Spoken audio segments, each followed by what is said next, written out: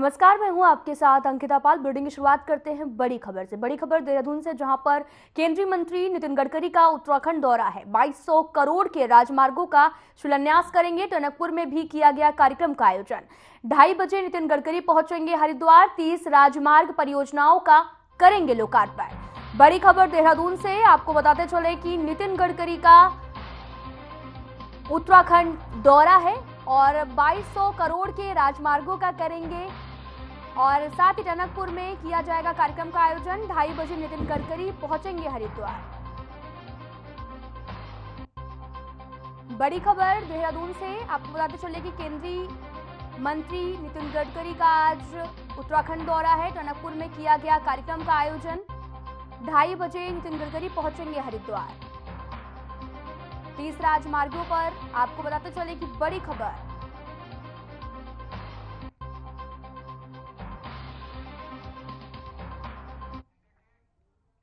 तो बढ़ते हैं आगे। खबर देहरादून से है। आपको बता दें कि जहां पर राज्यपाल लेफ्टिनेंट जनरल गुरमीत सिंह, उत्तराखंड के पुलिस महानिदेशक अभिनव कुमार ने मुलाकात की। इस दौरान राज्यपाल ने डीजीपी अभिनव कुमार से प्रदेश की कानून व्यवस्था के साथ ही हल्द्वानी हिंसा मामले में जानकारी भी प्राप्त की है।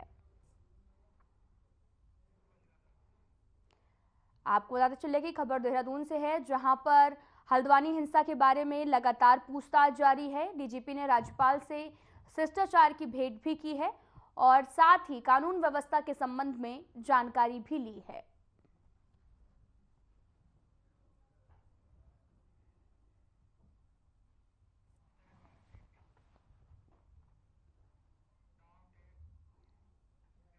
मौसम विभाग ने एक बार फिर से पूरे प्रदेश में पूर्वानुमान जारी किया है। मौसम विभाग के मुताबिक 13 फरवरी को एक बार फिर से प्रदेश के पहाड़ी हिस्सों में मौसम करवट बदल सकता है। आपको बताते चले कि प्रदेश के पहाड़ी जिले में उत्तरकाशी, चमोली, पिथौरागढ़ जैसे ऊंचाई वाले क्षेत्रों में बारिश के साथ में बर्फबारी भी देखने को मिल सकती है। वहीं मौसम वैज्ञानिक रोहित थापलियाल ने भी कहा कि 3500 मीटर से अधिक ऊंचाई वाले इलाकों में 13 फरवरी को बारिश के साथ में बर्फबारी भी देखने को मिल सकती है। हालांकि मैदानी इलाकों में मौसम सामान्य रहने के भी आसार हैं।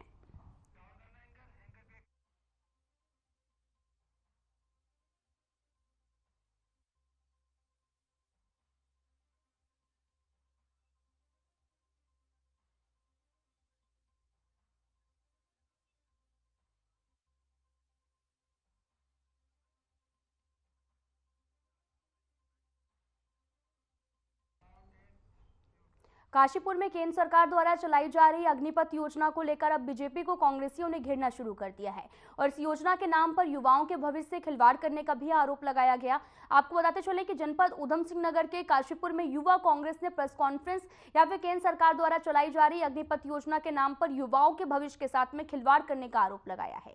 साथ ही युवा कांग्रेस के महानगर अध्यक्ष राहुल रमनदीप ने भी बताया कि अग्निपथ योजना के नाम पर युवाओं को अग्निवीर बनाने के नाम पर आपको बता दें कि सिर्फ और सिर्फ मोदी सरकार ने युवाओं के भविष्य और सपनों के साथ में खेला है। 1.5 लाख युवा सेना से भर्ती हुए थे, जिनका अभी तक ज्वाइनिंग लेटर नहीं दिया गया। केंद्र सरकार की नीतियां सिर्फ बेरोजगारी को बढ़ाने के लिए हैं और साथ ही युवाओं के भविष्य के साथ में लगातार खिलवाड़ करने में लगी हैं। भारतीय जनता पार्टी के पास में जुमलों के सिवा कुछ और नहीं है। आपको बताते चले कि युवाओं के भविष्य के साथ में खिलवाड़ करने का बात जो है वो कही गई है। दरअसल पूरा मामला काशीपुर का है, जहां पर कांग्रेस ने बीजेपी पर निशाना भी साधा है। साथ ही आपको बताते चले कि युवाओं के भविष्य के साथ खिलवाड़ करने का भी आरोप लगाया गया है। अग्निपथ योजना को लेकर लगातार विरोध चल रहा है। उनका भी कहना है कि अग्निवीर योजना के माध्यम से युवाओं का भविष्य के साथ में खिलवाड़ किया जा रहा है।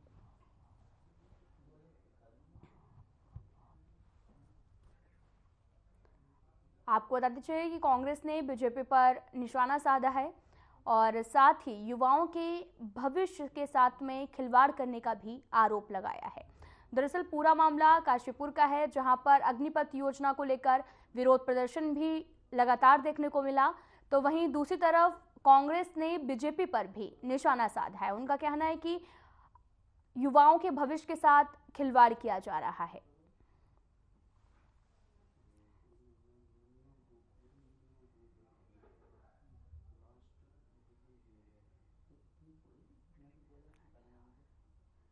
आपको बताते चलें कि अग्निवीर योजना को लेकर लगातार सियासत जो है वो गरमाई हुई है। युवाओं के साथ में खिलवाड़ करने का भी आरोप लगाया गया है। दरअसल आपको बताते चले कि पूरा मामला अग्निपथ योजना के तहत सैनिकों के सेना में भर्ती के 4 साल के लिए होती है और 4 साल की सेवा के बाद में अग्निपथ योजना से सेना में भर्ती हुए अग्निवीरों को रिटायरमेंट पर करीब 12 लाख रुपए मिलेंगे। तो वहीं जिससे भविष्य में कोई काम भी कर सकते हैं, लेकिन वहीं दूसरी तरफ अग्निपथ योजना का उद्देश्य युवा सैनिकों को सेना में भर्ती कर सेना की औसत उम्र से 4-5 साल घटाना है। तो वहीं दूसरी तरफ कांग्रेस ने बीजेपी पर निशाना भी साधा है।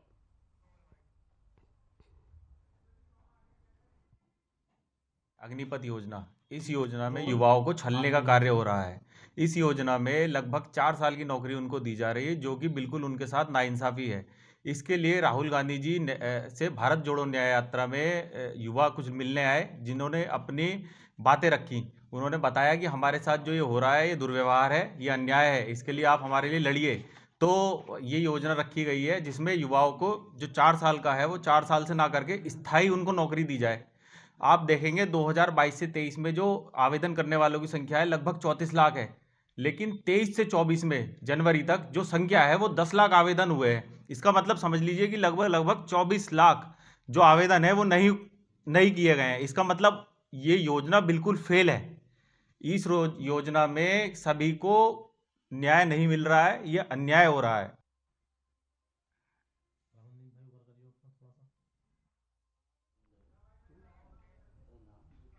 फिलहाल यहाँ रुकते हैं एक छोटे से ब्रेक के लिए।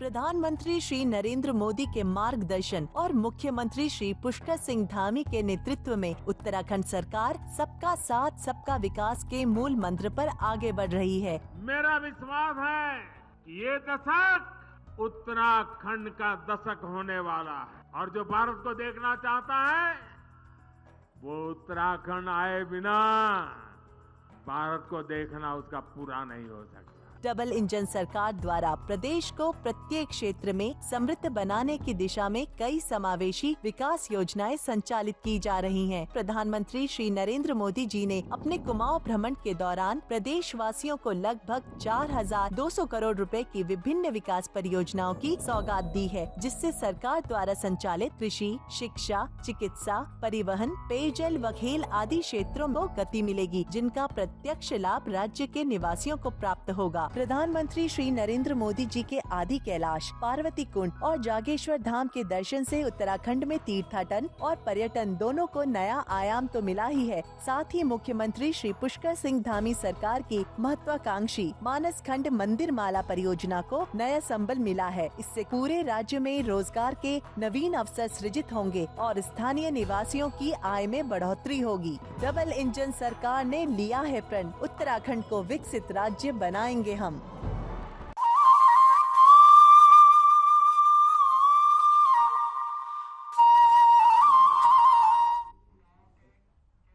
के बाद स्वागत है आप सभी का और बड़ी खबर हल्द्वानी से आ रही है। आपको बता दें कि इस वक्त की बड़ी खबर हल्द्वानी से, जहां पर बनफूलपुरा दंगों के मास्टरमाइंड पर जो है नोटिस जारी किया गया। अब्दुल मलिक को नगर निगम को नोटिस भी दिया गया। आपको बता दें कि नगर निगम ने भेजा वसूली नोटिस, 2 करोड़ से भी ज्यादा का वसूली नोटिस। अतिक्रमण हटाने के दौरान हुआ दंगा, भीड़ ने नगर निगम की गाड़ियों को पहुंचाया था नुकसान की भरपाई के लिए मलिक को भेजा गया नोटिस। भीड़ ने नगर निगम की दर्जनों गाड़ियां जला दी थी। बड़ी खबर इस वक्त की, नगर निगम ने भेजा वसूली नोटिस, 2 करोड़ से भी ज्यादा का वसूली नोटिस जारी हुआ है। बड़ी खबर हल्द्वानी से, इस वक्त की बड़ी खबर हल्द्वानी से, अतिक्रमण हटाने के दौरान हुआ था जमकर दंगा। अब्दुल मलिक को नगर निगम की नोटिस भेजा गया, नुकसान की भरपाई के लिए मलिक को भेजा गया है नोटिस। भीड़ ने नगर निगम की, आपको बता दें कि यहां पर नोटिस भी जारी किया है। हल्द्वानी से इस वक्त की बड़ी खबर। इस साल लंबे अरसे के बाद में आखिरकार बर्फबारी हुई है। बर्फबारी से देश विदेश के पर्यटकों के चेहरे भी अब खिल उठे हैं। साथ ही आपको बता दें कि यहाँ के बेरोजगारों के चेहरे पर भी रौनक लौट आई है, क्योंकि बर्फबारी के बाद में भले ही पहाड़ के लोगों के जीवन शैली में भारी इजाफा भी हुआ हो, लेकिन पहाड़ों की सैर करने वाले पर्यटक जो हैं वो चेहरे भी उनके खिले हुए हैं।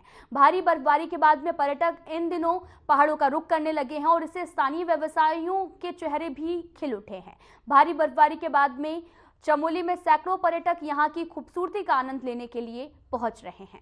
आप तस्वीरें देख सकते हैं, तस्वीरें चमोली की हैं, जहां पर हर दिन पर्यटकों की संख्या जो है वो बढ़ती जा रही। लंबे अरसे के बाद में जमकर बर्फबारी हुई है, जिसमें पर्यटक को बढ़ावा भी मिल रहा। लगातार पर्यटन स्थल पर लोग भी पहुंच रहे हैं, जिससे व्यवसायियों के चेहरे भी अब खिल उठे हैं।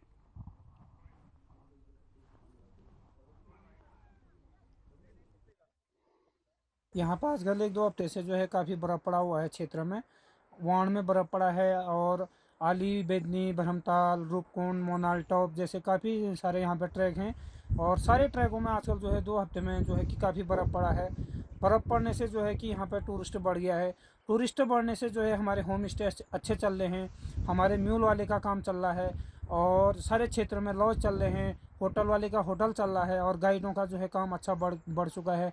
इसी तरह से अगर 2-4 दिन में और मौसम ख़राब होता है, बर्फ़ आती है, तो यहाँ पे काफ़ी जो है टूरिस्ट बढ़ेगा और हमें अच्छी आमदनी होगी और सारे क्षेत्र में जो है सारे लोगों को, सारे युवा बेरोज़गार लोगों को जो है रोज़गार मिलेगा।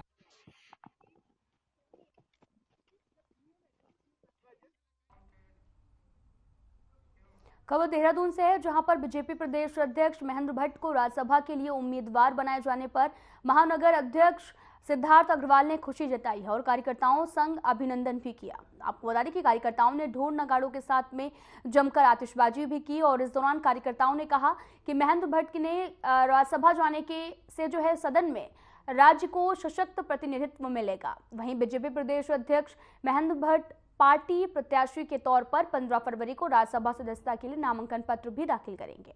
आपको बताते चले कि राज्यसभा सदस्य अनिल बलूनी का भी कार्यकाल पूरा होने के चलते 2 अप्रैल को खाली होने वाली सीट पर बीजेपी हाईकमान ने महेंद्र भट्ट को प्रत्याशी बनाया है। राज्यसभा के लिए नामांकन की अंतिम तिथि 15 फरवरी है। महेंद्र भट्ट 15 तारीख को सीएम पुष्कर सिंह धामी और पार्टी विधायकों के साथ में विधानसभा पहुंचकर सुबह 11 बजे के करीब नामांकन भी दाखिल करेंगे और 20 फरवरी को नामांकन वापसी की अंतिम तिथि है। वहीं 27 फरवरी को मतदान भी होगा।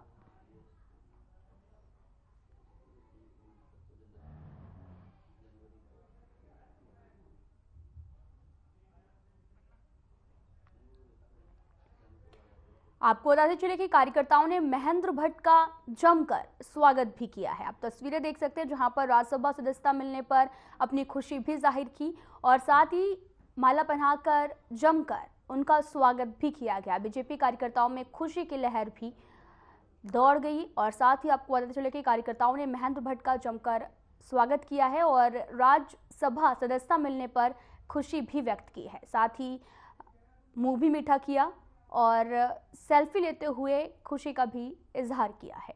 आप तस्वीरें देख सकते हैं, जहां पर राज्यसभा सदस्यता मिलने पर अपने तरीके से खुशी भी जाहिर की है।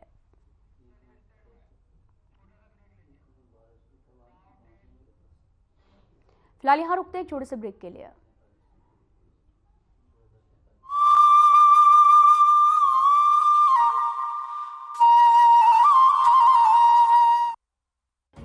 सैनिकों के कल्याण के लिए हर वक्त तत्पर है उत्तराखंड सरकार। पूर्व सैनिकों को राज्य सरकार की सेवाओं में दिया गया है क्षैतिज आरक्षण। शहीद सैनिकों के परिजनों को सरकारी सेवाओं में सेवायोजन में वरीयता देने का किया गया है प्रावधान। शहीदों की पत्नियों और उनके आश्रितों के पुनर्वास के लिए दिया जा रहा है कौशल वृद्धि एवं रोजगार परक निःशुल्क प्रशिक्षण। युद्ध में घायल सैनिकों और परिजनों को एक मुश्त दी जा रही है 2 लाख रुपए की सहायता। विभिन्न युद्धों और आंतरिक सुरक्षा व सीमांत झड़पों में शहीद सैनिकों के आश्रितों को उत्तराखंड शहीद कोष से दी जा रही है एक मुश्त 10 लाख रुपए की धनराशि। उत्तराखंड बन गया है वीर सैनिकों को सबसे अधिक अनुदान देने वाला राज्य। उत्तराखंड के वीरों का देश के लिए शहादत में बड़ा योगदान रहा है।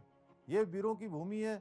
हम शहीदों के परिजनों के लिए हर सुविधा देने के लिए कटिबद्ध हैं, संकल्पबद्ध हैं। सरकार से मिले सम्मान और सुविधाओं से लेकर सैनिक हैं बेहद खुश। राज्य सरकार पूर्व सैनिकों के लिए अनेक सी योजनाएं संचालित कर रही हैं, जिसमें कि गृह कर में छूट, स्टाम्प ड्यूटी में छूट, स्कॉलरशिप में छूट और राज्य दिन सेवाओं में आरक्षण का लाभ दिया जा रहा है। उत्तराखंड सरकार अपने रणबांकुरों की याद में उत्तराखंड में 5वें धाम के रूप में बनाने जा रही है सैन्य धाम। सैन्य धाम निर्माण के लिए शहीदों के आंगन से लाई गई मिट्टी को सैन्य धाम में बनने वाली अमर जवान ज्योति की नींव में रखा गया है। देव भूमि के साथ ही वीर भूमि भी है उत्तराखंड। सैनिकों का सम्मान है देश का सम्मान।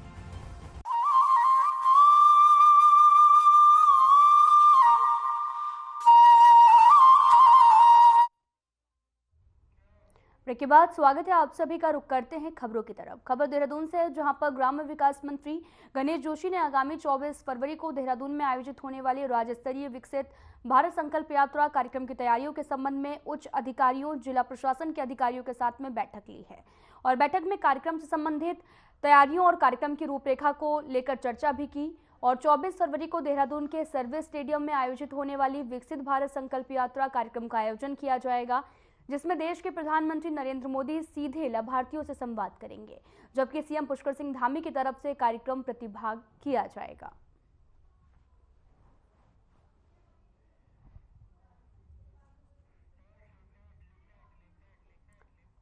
आपको बता चले कि खबर देहरादून से है, जहां पर उच्च अधिकारियों के से जो रूपरेखा पर है वो चर्चा की गई है। विकसित भारत संकल्प यात्रा को लेकर ये चर्चा रखी गई है। ग्राम विकास मंत्री गणेश जोशी ने भी बैठक में शिरकत की और उच्च अधिकारियों से रूपरेखा पर भी चर्चा की। और साथ ही आपको बताते चले कि विकसित भारत संकल्प यात्रा को लेकर लगातार बैठकों का दौर भी जारी है। ग्राम विकास मंत्री गणेश जोशी ने भी बैठक की अध्यक्षता की और साथ ही उच्च अधिकारियों से रूपरेखा पर भी चर्चा की गई है। आपको बता दें कि लगातार विकसित भारत यात्रा गांव-गांव पहुंच रही है और इसी दौरान आपको बताते चले कि उच्च अधिकारियों से रूपरेखा भी तैयार की गई है और साथ ही इस पर भी चर्चा की गई।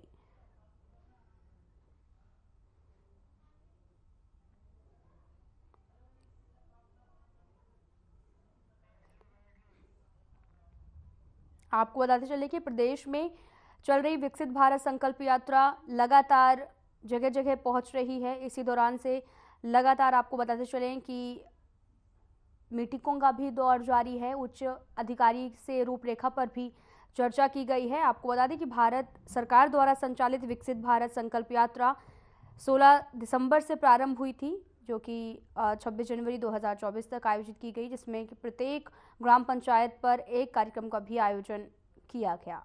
आपको बता दें कि इसमें देश के प्रत्येक नागरिक को सशक्त बनाना, 2047 तक भारत को विकसित राष्ट्र बनाने के लक्ष्य के करीब लाने का साहसी संकल्प लेना है। साथ ही आपको बताते चले कि विकसित भारत संकल्प यात्रा सरकार की योजनाओं की संतृप्ति प्राप्त करने के लिए विस्तारित गतिविधियों के माध्यम से जागरूकता बढ़ाने का एक राष्ट्रव्यापी अभियान है। इसके अंतर्गत पूरे देश में भारत की सभी ग्राम पंचायतें, नगर पंचायतें और शहरी स्थानीय निकाय भी शामिल हैं। इसी दौरान ग्राम विकास मंत्री गणेश जोशी ने भी बैठक की अध्यक्षता की है।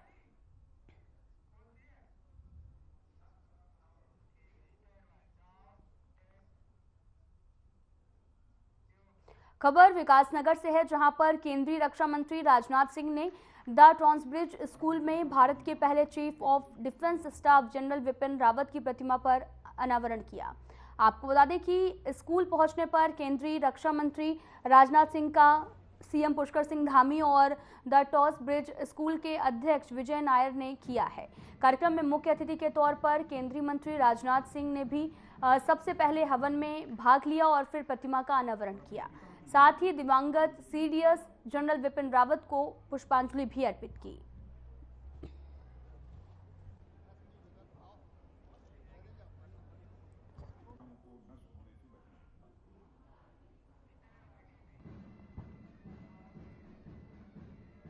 काशीपुर में केंद्र सरकार द्वारा चलाई जा रही अग्निपथ योजना को लेकर अब बीजेपी को कांग्रेसियों ने घेरना शुरू कर दिया है और इस योजना के नाम पर युवाओं के भविष्य के साथ में खिलवाड़ करने का भी आरोप लगाया गया।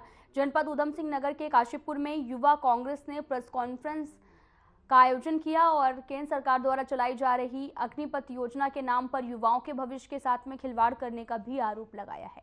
साथ ही युवा कांग्रेस के महानगर अध्यक्ष राहुल रमनदीप ने भी बताया कि अग्निपथ योजना के नाम और युवाओं को अग्निवीर बनाने के नाम पर सिर्फ और सिर्फ मोदी सरकार ने युवाओं के भविष्य और सपनों के साथ में खेला। 1.5 लाख युवा सेना में भर्ती हो गए थे, जिनका अभी तक ज्वाइनिंग लेटर नहीं दिया गया। केंद्र सरकार की नीतियां सिर्फ बेरोजगारी को बढ़ाने के लिए हैं, साथ ही युवाओं के भविष्य के साथ में लगातार खिलवाड़ करने में लगी हुई है। भारतीय जनता पार्टी के पास में जुमलों के सिवा कुछ भी नहीं है।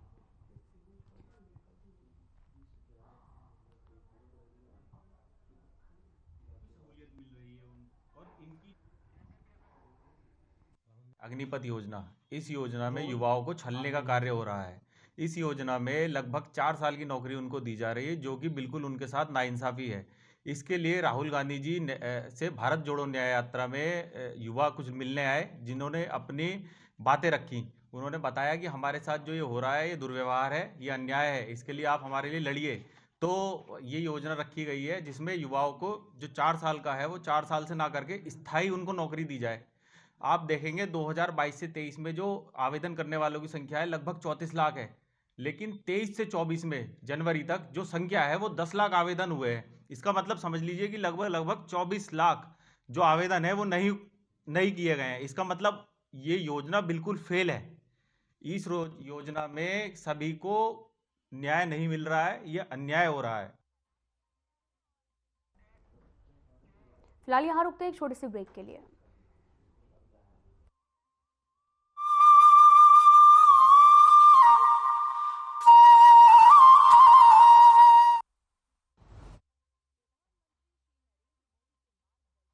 मुख्यमंत्री श्री पुष्कर सिंह धामी के अथक प्रयासों से देवभूमि उत्तराखंड में रेल कनेक्टिविटी के क्षेत्र में अभूतपूर्व कार्य हो रहा है, जिसके परिणाम स्वरूप प्रदेश में पर्यटन, उद्योग और अन्य व्यापारिक गतिविधियों में तीव्र गति से विकास होगा। प्रधानमंत्री श्री नरेंद्र मोदी ने देहरादून से दिल्ली तक चलने वाली वंदे भारत एक्सप्रेस का उद्घाटन किया। साथ ही उत्तराखंड के सभी रेल नेटवर्कों का विद्युतीकरण का कार्य 100% पूरा हो गया है। प्रदेश में रेल नेटवर्क को मजबूत करने के लिए लगभग 16,000 करोड़ की लागत वाली ऋषिकेश कर्णप्रयाग रेल परियोजना पर भी तेजी से काम चल रहा है। अमृत भारत रेलवे स्टेशन योजना से हर्रावाला रेलवे स्टेशन का 30 करोड़ रुपए, रुड़की रेलवे स्टेशन का 29 करोड़ रुपए और लाल कुआं रेलवे स्टेशन का 23 करोड़ रुपए से कायाकल्प किया जा रहा है। कुमाऊं के पहाड़ी इलाकों को जोड़ने वाली टनकपुर बागेश्वर रेल लाइन का निर्माण कार्य जल्द शुरू होगा। डोईवाला से गंगोत्री यमुनोत्री रेल लाइन के सर्वे पर भी सहमति दी जा चुकी है। रेलवे ने बजट 2023-24 में उत्तराखंड को 5,004 करोड़ रुपए की सौगात दी है। इसमें हरिद्वार और देहरादून रेलवे स्टेशनों को विश्व स्तरीय सुविधाओं से लैस करते हुए इनके प्लेटफॉर्म के ऊपर रूफटॉप का निर्माण किया जाएगा। मजबूत रेल नेटवर्क बन रहा है प्रगति और आधुनिकता का प्रमाण। डबल इंजन सरकार कर रही है सशक्त उत्तराखंड का निर्माण।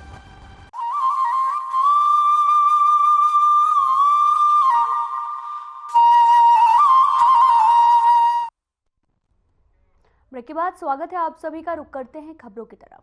किसान मसीहा कहे जाने वाले पूर्व सीएम, आपको बता दें कि पूर्व पीएम चौधरी चरण सिंह को भारत रत्न दिए जाने की घोषणा से किसान वर्ग में खुशी की लहर दौड़ पड़ी है। आपको बता दें कि मंगलौर के लिबरहेड़ी गांव में किसानों ने केंद्र सरकार की इस योजना के बाद में अपने विचार भी व्यक्त किए और साथ ही सभी लोगों ने कृषि यंत्रों की पूजा अर्चना की। और इस मौके पर बीजेपी किसान मोर्चा के जिलाध्यक्ष सतेंद्र सिंह ने भी कहा कि आज का दिन बहुत ऐतिहासिक है और चौधरी साहब के लिए इसमें बड़ा सम्मान नहीं हो सकता। चौधरी साहब को सम्मान का अधिकार था। वहीं उन्होंने ये भी कहा कि प्रधानमंत्री नरेंद्र मोदी ने चौधरी साहब को भारत रत्न देकर देश के लाखों किसानों का सम्मान किया। उन्होंने ये भी कहा कि उन्हें बेहद खुशी है कि चौधरी चरण सिंह को भारत रत्न से सम्मानित किया जा रहा है।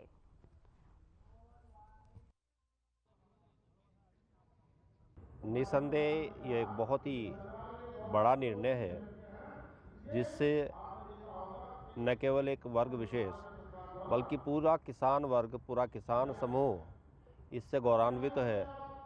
हम बार बार इस भारत रत्न दिए जाने के उपलक्ष्य में माननीय प्रधानमंत्री जी का, भारतीय जनता पार्टी की सरकार का बहुत बहुत हृदय से आभार व्यक्त करते हैं। हालांकि बहुत पहले ही ये सम्मान चौधरी साहब को दिया जाना था, लेकिन तत्कालीन सरकारों ने चौधरी साहब की उपेक्षा की और उन्हें जिस सम्मान के वो हकदार थे वो कभी दिया नहीं। चरण सिंह जी को भारत रत्न देकर